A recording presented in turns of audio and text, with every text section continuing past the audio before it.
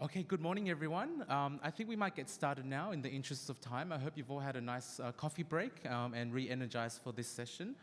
My name is Jian Vun. I am a Senior Disaster Risk Management Specialist based in our Sydney office in the World Bank, and I support our Pacific Island countries' disaster risk management and urban program. We're delighted to have all of you today in the room. There's quite a lot of delegates from different countries I can see, and we're really excited to get this session started. Which is called the Island Advantage, Strategies for Resilient Urbanization in Small Island Developing States. So this session is sort of a presentation style. We'll hear from some different specialists in the room, as well as our esteemed colleagues from JICA, as well as from the Government of Maldives and the Government of the Republic of the Marshall Islands. This session is really about atoll countries, and for those of you that don't know what atoll means, an atoll is a ring-shaped island including a coral rim that encircles a lagoon. And they have very unique characteristics and vulnerabilities compared to other types of islands. So we're really excited to have, as I mentioned, two colleagues that are actually from the atoll countries, from the Maldives and the Republic of the Marshall Islands, join us. With fragile ecological profiles and low elevations, and of course sea level rise, that's expected to increase in the future, as well as extreme weather events that are likely to increase in frequency and intensity. Small island developing states face very unique challenges and vulnerabilities, and their cities require specialized planning. Across Pacific Island countries in particular, urban populations are expected to double between 2012 and 2035. Urbanization is an important driving force of development gains. However, policy discourse within the region has yet to really fully recognize the importance of fully addressing resilient, inclusive, and livable urban development on these small island countries. Rapid, unplanned development in hazard-prone areas, fueled by internal migration and natural population growth, disproportionately affects poor and disadvantaged populations. So given the compounding issues of climate change, extreme weather events, and socioeconomic challenges, a multidimensional approach to urbanization in small island states is absolutely critical. So atoll countries, especially including the Republic of the Marshall Islands, the Republic of the Maldives, the Republic of Kiribati, and Tuvalu, are particularly vulnerable, as I mentioned, because these low-lying countries face significant climate and disaster threats and pressures on scarce land, requires specialized planning and significant action. The vulnerability of these islands' people, infrastructure, and livelihoods is a critical challenge as these countries report higher rates of rapid urbanization and internal migration to their capital cities compared to other small island states. So this session will highlight some key findings from our co-host, JICA, and also their proposed operation in Kiribati, as well as some of the World Bank's ongoing studies, including through city scans and our upcoming report in the Pacific Islands that will be entitled The Island Advantage, Strategies for Resilient Urbanization in the Pacific. The session is co-led by World Bank and JICA, so we thank very much JICA for supporting us and working together to design the session and the questions. So without further ado, I'm going to ask each of our panelists to join the table at the front. One by one. So firstly, Ms. Rui Su from the World Bank, a specialist from the Global Facility for Disaster Reduction and Recovery. Secondly, I would like to invite Mr. Naomichi Murioka from JICA. Thank you so much. Deputy Director General of Infrastructure Management in the Department of JICA. Third is Ms. Jessica Schmidt from the World Bank, an urban specialist with us, working in the Pacific. Fourthly, Mr. James Miazoy, who's from the Republic of the Marshall Islands and is the manager for the Project Management Unit in the Ministry of Public Works, Infrastructure and Utilities.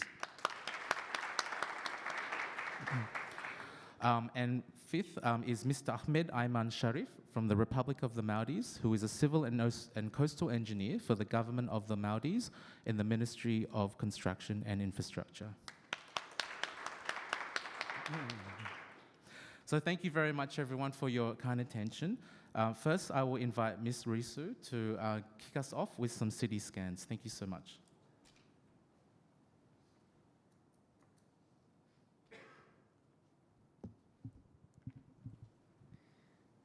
Hi, everyone.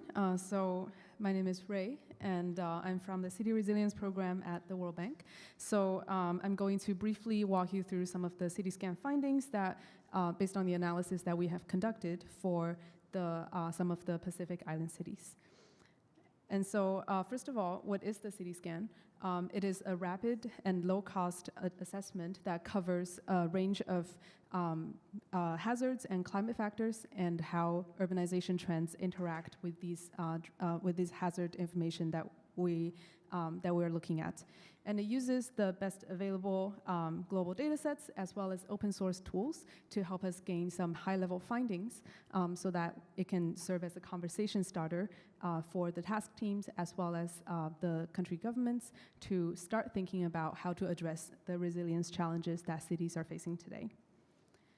So to date, the CRP has conducted 163 city scans in all different regions of the world, including 6 in the Pacific Island states, as listed here. So today I'm going to draw examples from some of our findings from these 6 analyses, and just to give an illustration of what the CityScan covers and some of the key challenges that the cities here are maybe confronting. So one important aspect of the CityScan is urbanization and population, which sets the context for urbanization trends that we're analyzing. So we see in the example of Colonia, there is a clear urban core that's densely populated, as you can see on the map on the right.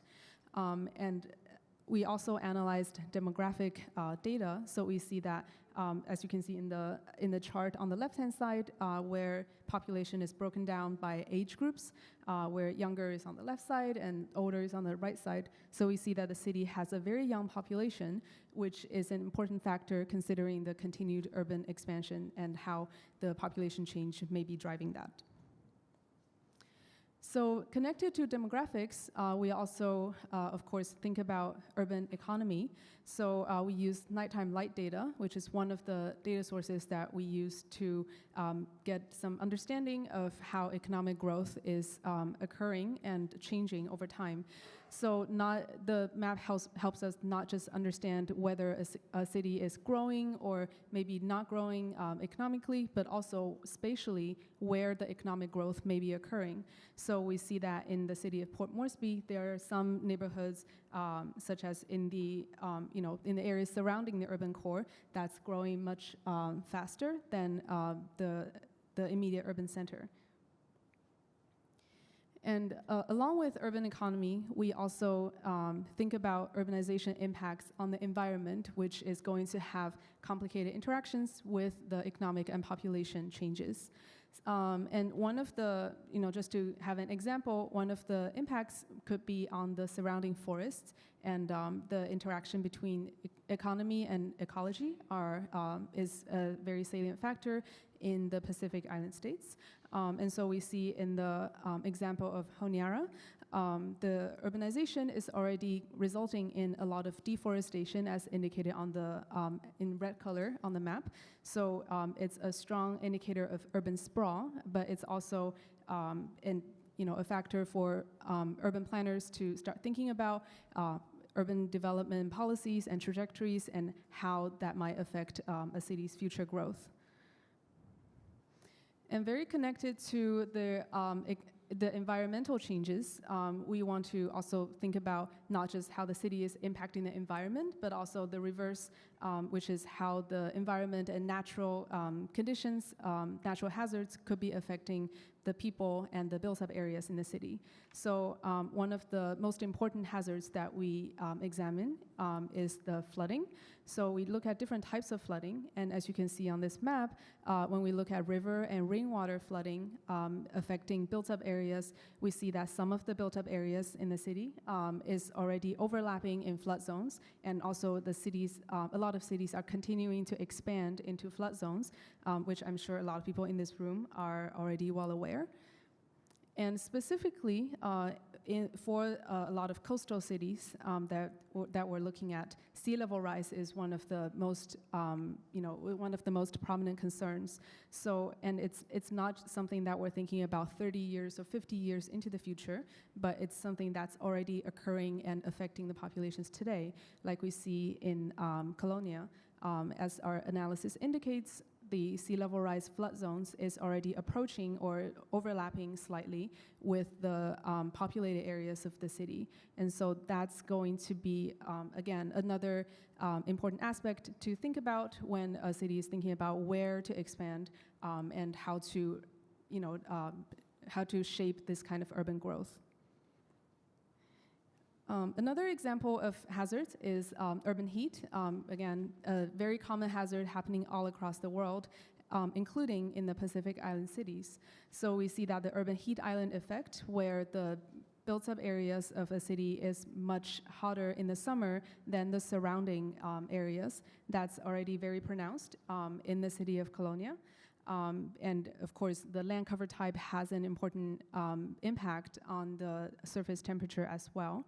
So thinking about all of the urbanization trends as well as the hazards that we have looked at so far, I want to, in the rest of the session, want to encourage the audience to think about some of the questions because, like I said in the beginning, CityScan is a conversation starter. It's not the end.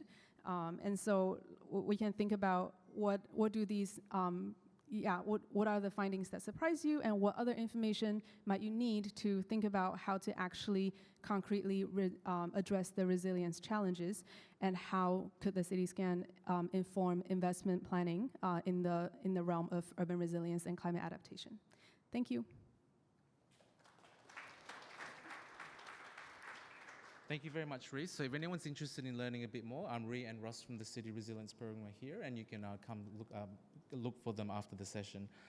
The second panelist, as I mentioned, Jessica Schmidt is an urban specialist in our global practice for urban disaster risk management, resilience, and land. Jessica has a background in urban planning and design and is supporting resilient urbanization engagements in the Pacific Islands with us. Jessica, please, thank you.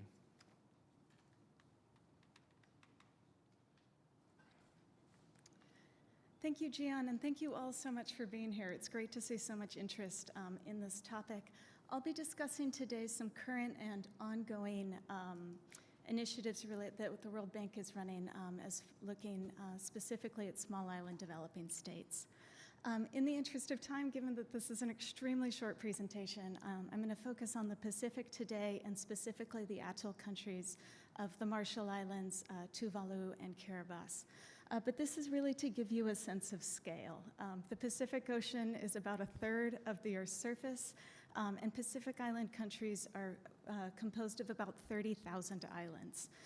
The atoll countries in particular face extremely unique challenges related to geography, dispersed populations, and some of the more natural benefits of urbanization, such as agglomeration effects or economies of scale, are a little bit harder to realize here.